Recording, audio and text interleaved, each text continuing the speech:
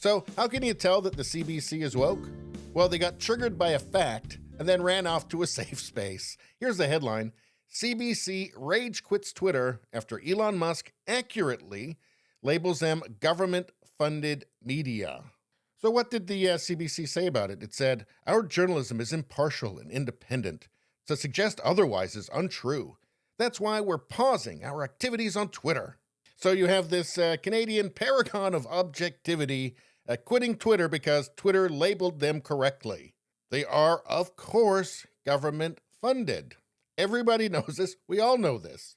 But of course, they feel that this suggests there's some sort of bias, perhaps, some sort of favoritism towards the Trudeau government that's implicit in this statement. But I don't think that's the problem. Because I think that if people perceive the CBC as being a bias towards the Liberal Party, it's not because Twitter put 69% government-funded media on their Twitter account. I think it's something that happened well before then, and I think it's something that is CBC's own fault. And I just have to bring up this gem from when the Freedom Convoy was happening. Why the word freedom is such a useful rallying cry for protesters. The word has become common among far-right groups, experts say.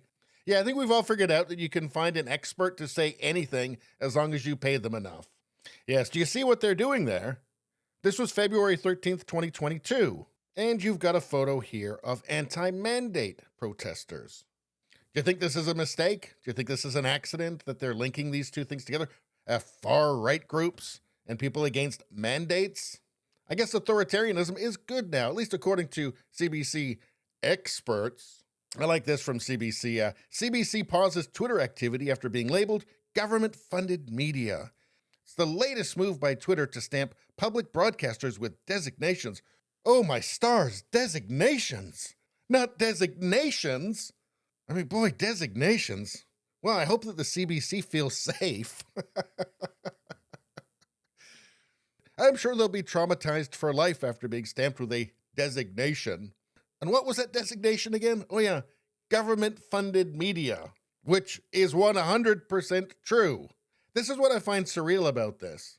This is how you know that they're in just a complete bubble, because they don't recognize how embarrassing this is, how weak and pathetic it makes them look. Although I have to say, it's not that surprising that the CBC would literally flee from any true statement.